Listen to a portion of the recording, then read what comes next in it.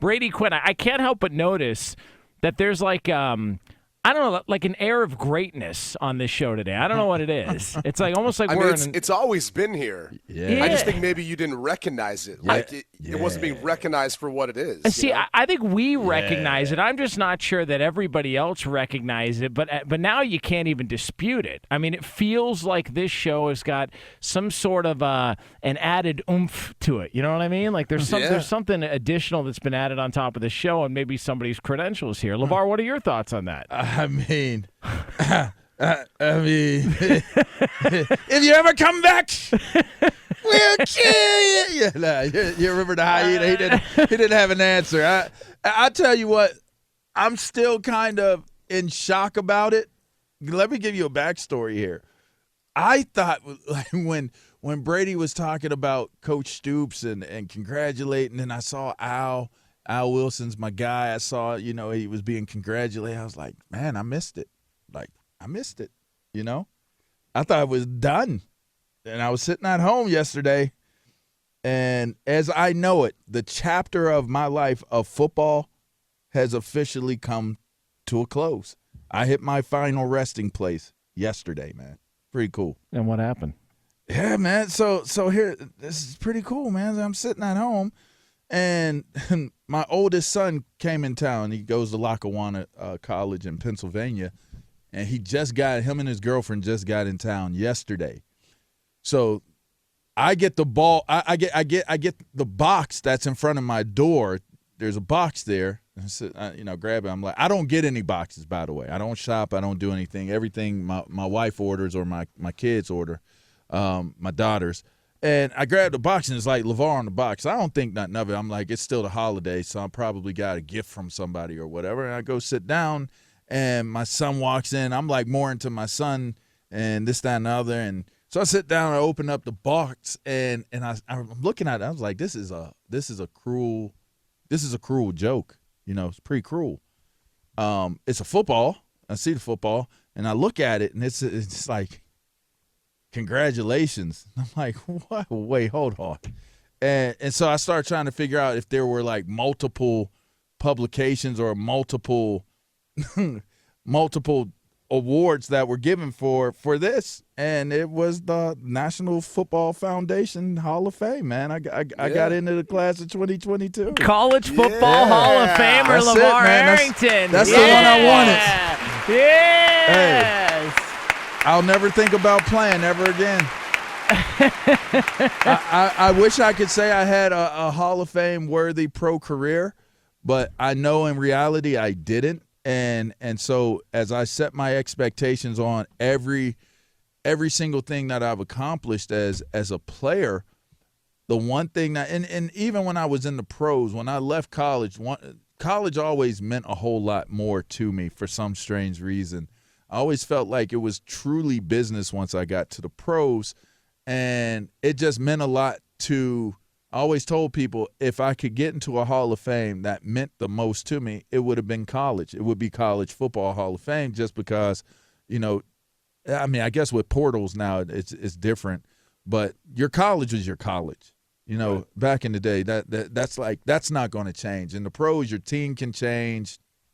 Things can change in a heartbeat that you don't have any real control over. But in college, right. College is your college, right? Like you have friends you go to class with, you hang out at the local pubs together, you do all kinds, the parties at the apartments and stuff like that. It's just so many different things that are connected to college that meant so much to the formation of who I became as a man. And I wanted this pretty bad. I wanted this pretty badly, man. So I'm still in kind of like shock and disbelief about it. When I told the family and stuff like that, they were like, are you okay? Like, you don't seem to have like any real facial expressions. And I was kind of in shock because I thought I didn't get in.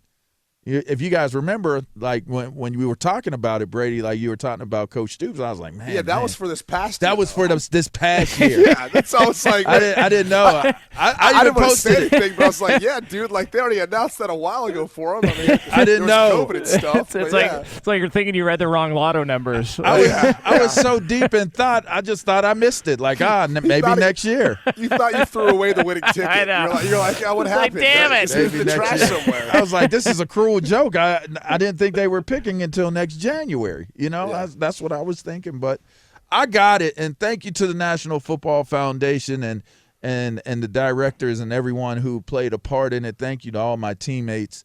You know, thank you to my coaches. Shouts out to Joe. Rest easy. Man, hard to give a shout out to my position coach and to our defensive coordinator with everything that has happened. But man, it was a tremendous ride, man. That's awesome, man. Can I just say two things, LaVar? Sure. You know, one, I think maybe college, and I don't want to speak for you, but it might mean more in some ways too, because you know, college you have control over that decision where you go, where you choose to go. That is true. And that's the hard thing I think about the NFL is you don't. You're born into a situation where, I mean, not to make it applicable to like life, but there's some people who are born into situations where it's hard to get out and it's hard to battle through it. Yeah. And that's the thing about college is like you at least have the opportunity to choose where you want to go and set forth on that path. Yeah. And your path was littered with greatness. Yeah, and that's why you're in the position you're in. But the one thing you said was like, you know, you're kind of closing this chapter of football. I hope you don't, because just from working with you and knowing you, there's so many gifts and lessons that I think you have to share with so many people, and especially young people, about the game. So I hope it – I know you're saying, hey, it closes. It's kind of put RIP to that portion of it, but I hope that the teaching never stops. Yeah, I'm with you. I hope that never stops for the game. I'm with you there. No, I'm with you there. Hey, listen, the game is to be sold, not told, and I'm all for giving it to all of the next generations of guys. Everybody knows that. So, yeah, for me, I told my kids, my daughter told me, Layla said, you know, you should put that on a T-shirt. I said, come visit me at the College Football Hall of Fame. Don't go to my gravesite. Like, don't worry about going to where I'm buried. Come see me at the hall. Like that's how I felt yesterday. Like I can go now. Like if I left here today, I've put in place a legacy that's made my name more than what my father made it. And that's what you're supposed to do. You're supposed to, when you're the son of a man, you're supposed to, or you're daughter of a woman, you're supposed to further what your family is doing, what their legacy is. I've done my part for the legacy of my family. And so that's that for me. That it was one of the most amazing moments sitting there. And I shared it with my family. Like I shared it with you guys. And it was just, I don't know, it's still kind of surreal, you know, to know that you did something significant enough. And in a lot of your accolades after you play the game go into if you're going to be selected. So they're looking at good citizens. So I've tried to be an upright citizen in everything that I do. I've tried to be a person of service, tremendous service. I've always given myself. I've never really done for myself. I don't do anything for myself. So to have an award that kind of represents your works. I've never received like a community service award. I was never up for Walter Payton Man of the Year. And you know, some people ask me, does that bother you? And I've always said to people, if I can do service for people on a consistent basis, I don't necessarily need the accolades that go with it. I just want to be able to impact people's lives.